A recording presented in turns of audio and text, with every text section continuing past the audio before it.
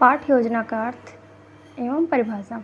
पाठ योजना का अर्थ शिक्षण की उस प्रक्रिया से है जिसमें शिक्षक पढ़ाने से पहले तैयारी करता है कि उसे क्या पढ़ाना है और कैसे पढ़ाना है, किस मटेरियल की सहायता से पढ़ाना है। तो इन सब की जो तैयारी करता है वो पाठ योजना के अंतर्गत करता है। पाठ योजना से आशय शिक्षक की उस तैयारी से है जिसमें वह कक्षा में प्रवेश करने से पहले यह निश्चित कर लेता है कि उसमें विद्यार्थियों को क्या पढ़ाना है, कैसे पढ़ाना है और किसकी सहायता से पढ़ाना है। पाठ योजना का संबंध शिक्षण से पहले की अवस्था से है, यानी जब वो पढ़ाने आता है उसके पहले ही ये तैयारी करता है।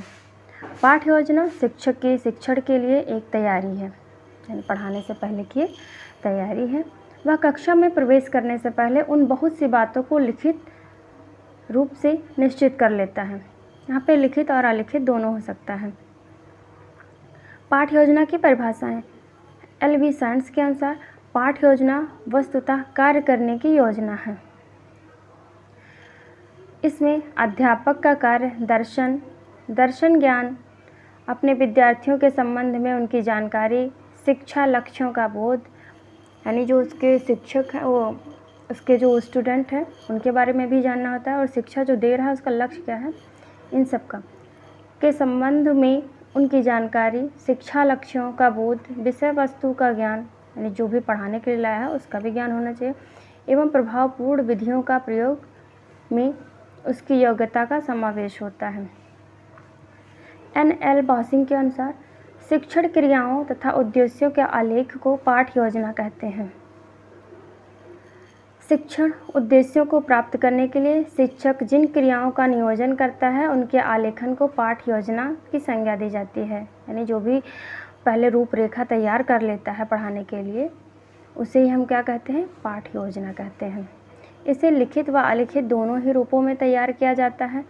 शिक्षण प्रक्रिया को 3 अवस्थाओं में बांटा जाता है। शिक्षण से पूर्व की अवस्था, जो पाठ योजना है वो शिक्षण से पूर्व की अवस्था है। शिक्षण की अवस्था यानी जब वो पढ़ाने आता है तब की अवस्था, और शिक्षण के बाद की अवस्था जब वो पढ़ा के निकलते हैं। पाठ योजना की विशेषताएं क्या क्या होनी चाहिए, पाठ योजना बनाते टाइम किन किन बातों का ध्यान रखना चाहिए, सब कुछ हम इस वीडियो में जानेंगे। पाठ योजना लिखित होनी चाहिए। पाठ योजना में सामान्य और विशेष उद्देश्य को स्पष्ट रूप से लिखना चाहिए। इसमें पाठ्य वस्तु एवं अन्य क्रियाओं के चयन तथा संगठन का समुचित प्रबंध होना चाहिए। पाठ योजना उत्तम शिक्षण विधियों पर आधारित होनी चाहिए। पाठ योजना में प्रसंग एवं पाठ्यक्रम लिखे होने चाहिए। यह पूर्व पाठ से नवीन पाठ को संबोधित करे, यानी जो पिछला पढ़ा हुआ है और जो अभी पढ़ना है दोनों में रिलेट करके। इसमें बालक को अच्छे कार्य देने की व्यवस्था हो।